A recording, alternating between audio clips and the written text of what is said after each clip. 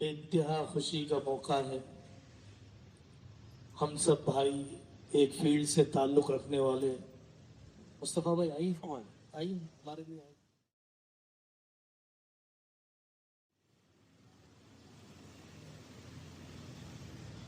کھیلنے کے ذریعے سے ایک دوسرے کے ساتھ ملنا، دلوں کا جوڑ، روحوں کی تسلی، رشتوں کی قدر، مورز اور ویلیوز کو ڈیولپ کرنے کا ایک موقع ہے. زندگیاں واقعتاً کوارنٹائن رہنے، اپنے خول میں بندھے رہنے کی ہوتی جا رہی ہے. آپ نے شہر حیدرآباد میں سن لیا، باپ کا انتقال 25 دن پہلے ہو گیا ہے، کوئی اس کا جنازہ تک اٹھانے والا نہیں. ماں کا انتقال 15 دن پہلے ہو گیا، کوئی اسے دیکھنے والا نہیں. گوشت بھی گل گیا، ہڈیاں بھی بکھر گئی. زندگیاں اتنی سکڑتی جا رہی ہے.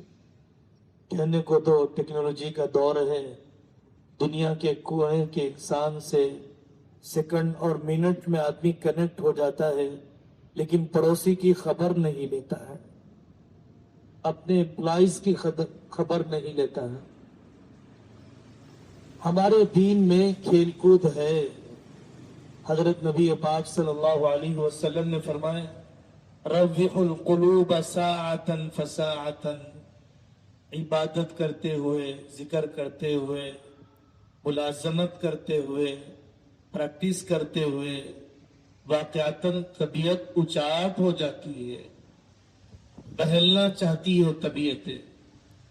کھیل کود کرنا چاہیے. آپ نے فرمایا اپنے دلوں کو راحت پہنچاؤ. اس لیے بھی کھیل کود ضروری ہے. اس زمانے میں فزیکلی ایکٹیویٹی آقا صلی اللہ علیہ وسلم کمپٹیشن کرواتے تھے اور جوش دلاتے تھے.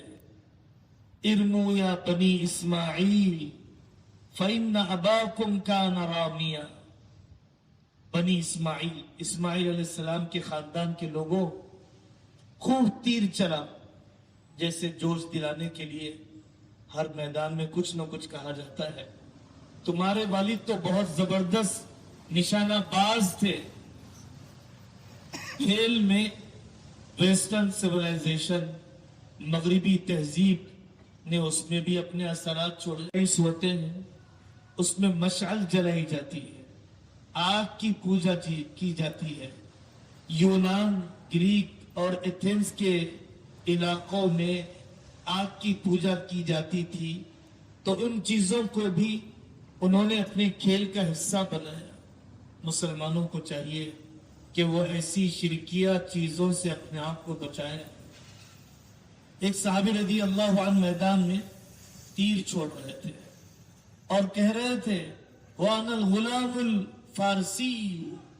پارشین سیولائزیشن اس وقت کی بہت ہی زیادہ عزت والی تہذیب سمجھی جاتی تھی. تو وہ تیر چھوڑتے ہوئے کہہ رہے تھے لے، میں تو ایرانی بہادر ہوں. وَأَنَا الْغُلَامُ الْأَنصَارِيُّ. آقا صلی اللہ علیہ وسلم نے ڈانٹا، یہ مت کہو وَأَنَا الْغُلَامُ الْفَارْسِيُّ، یہ کہو وَأَنَا الْغُلَامُ الْأَنصَارِيُّ. میں انصاری بہادر ہوں. اپنی تہذیب پر فخر. ذہنی غلامی کسی کی قبول نہیں کی جائے. کھیل کی حد تک کھیل ہونا چاہیے. کھیل کے بعد کوئی نفرتیں ہو. کھیل کبھی مقصد زندگی نہیں بن سکتا ہے. دنیا میں لوگوں نے کھیل کو مقصد زندگی بنایا. اس سے بڑی حماقت کیا ہو سکتی ہے. دوسری جگہوں پر کرکٹ ہوتا ہے، جوا کھیلا جاتا ہے. جوے کو گناہ نہیں سمجھتے، بدترین قسم کا گناہ ہے. اکنامک تباہ ہو جاتی ہے، محنت کا مزاج ختم ہو جاتا ہے. پہلے شوق میں کھیلتا ہے آدمی جوا، بعد میں سے لت میں کھیلتا ہے جوا، پھر امید پر کھیلتا ہے. دولت لٹ جاتی ہے، بیویوں کو داؤ پر لگاتا ہے، اپنی بیٹیوں کو لگاتا ہے. دنیا میں واقعات ہیں. حضرت آقا صلی اللہ علیہ وسلم نے فرمایا جو جوا کھیلے وہ ایسا ہے جیسے کہ खंजीर के खून और गोश्त में उसने हाथ डुबोया। पक्की हदीस है। ऑनलाइन बिट लगाने और जुआ खेलने के मौके बनते जा रहे हैं। बचना चाहिए, बचाना चाहिए, मेहनत का आदी करना चाहिए। आपने फरमाया अगर कोई दूसरे को बुलाए ताला उकामिल का, आओ भाई जुआ खेले, आओ भाई बिट लगाए, अभी खेला नहीं उसने, तो उस बोल की तरफ से तौबा करने का तरीका यह है मुस्तहब कि वो सदका दे, ताकि उसका ये बोल मिट जाए, ताकि अल्लाह के यहाँ उसकी माफी हो जाए। मेरे भाइयों, खेल के मैदान में जो हमारे ताल्लुकात बने हैं, उन ताल्लुकात को हम दावत के मैदान के लिए, इन ताल्लुकात को हम प्रैक्टिस के मैदान के लिए, खिदमत के मैदान के लिए कैसे इस्तेमाल कर सकते हैं। आप में से हर एक के दिल में दर्द है कौम की खिदमत का, बेचैनी है आप में से हर एक के दिल में अपनी बेटियों के हया के बचाने का, आपके जज्बात में है हमारे कैसे को एजुकेशन फ्री स्कूल कायम हो जाए। आप गमजदा हैं उम्मत के अंदर इंटरेस्ट और लोन की चलन पर इंटरेस्ट फ्री बैंक के कायम करने के सिलसिले में वाकयातन आपके ख्वाबों में है कि हमारे अस्पताल कायम होना चाहिए। मेरा वक्त भी कुरान के लिए कबूल हो जाए, आखिरत के लिए कबूल हो जाए। दोस्ती आसान तरीका है नेकी पर लाने के लिए। मिसाल के लिए कहा जाता है गांव देहात में नहीं चलने वाले बैल को चलने वाले बैल के साथ बांध दिया जाता है। मैं तहज्जुद पढ़ना चाहता हूँ, पढ़ने वाले के साथ बांध लूं। जुमा फलानी जगह पर पढ़ना चाहता हूँ, मैं उसके साथ अपने आप को बांध लूं। मैं अपनी एथिकल प्रैक्टिस को डेवलप करना चाहता हूँ, ऐसे जिंदा जमीन तकवा तहारत वाले साथी के साथ मैं जोड़ लूं तो मेरा भी नेकी पर जमना आसान हो जाता है।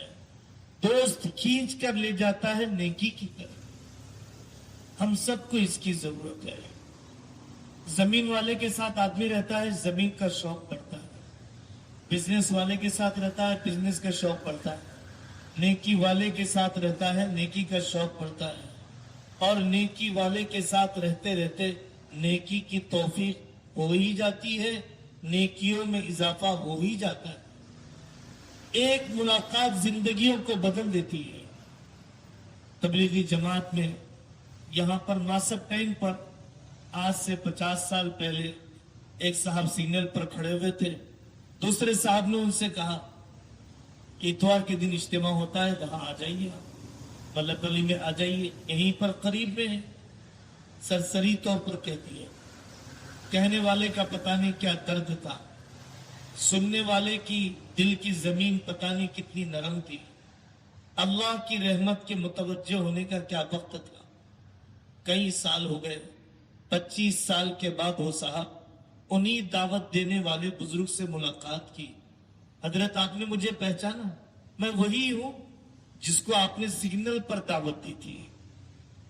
आज मेरी जिंदगी बदल गई, मेरे बेटे दीन के इल्म से जुड़ गए, मेरे कमाने खर्च करने के सलीके बदल गए। ऐसे बहुत सी दोस्तियां गुजरी हैं। हमारे हिंदुस्तान में 160 साल पहले दारुल देवबंद की बुनियाद रखी हुई है। पूरी दुनिया में जिसका असर है, न जाने कितने मोमेंट है जो दारुल देवबंद से पैदा हुए। दो दोस्त गहरे, हजरत अली नदवी रहमतुल्लाह, उन्होंने किताब लिखी सीरत सैयद अहमद शहीद। सैयद अहमद शहीद रहमतुल्लाह अलैह, बहुत बड़ा रेवोल्यूशन इस मुल्क में उनका रहा। उन पर जब बायोग्राफी लिखी तो मंजूर नौलानी ने पूछा, सिर्फ उनकी बायोग्राफी लिखने का इरादा है या उनका काम भी करने का इरादा है? अगर काम करने का इरादा है तो फलानी जगह मिलो। हजरत अली मियां नदवी, मंजूर नौमानी रहमतुल्लाह अलैह, इन दो दोस्तों की मुलाकात हुई। बहुत लंबी तफसील है। उन दोनों की दोस्ती ने तबलीगी जमात पर, परसना बोर्ड पर, मुल्क की सियासत और पॉलिटिक्स पर, अरब मुल्कों पर عرب بادشاہوں پر کیا اثرات ان کی دوستی نے چھوڑے ہیں، تاریخ بنائی ہے، تاریخ بدلی ہے۔ ہمارا ارادہ یہی ہے کہ ہمارا یہ کھیل کے میدان کے تعلقات اور دوستیاں دعوت اور خدمت کے میدان تک باقی رہیں گی نا انشاءاللہ۔ اللہ تعالیٰ آپ سب کو قبول فرمائے، آپ کے ہاتھ میں شفا عطا فرمائے، ہر آنے والے مریض کے جسم دل روح کی تسکین کا سامان فرمائے، آپ کے لیے صحت مند نیک ہم مزاج بیویاں مقدر فرمائے، صحت مند اور نیک ولی صفت اولاد مقدر فرمائے، جہاں جائے اللہ آپ کی طرف دلوں کو متوجہ فرمائے۔ سبحان ربک رب العزت عما یصفون وسلام علی المرسلین والحمد للہ رب العالمین۔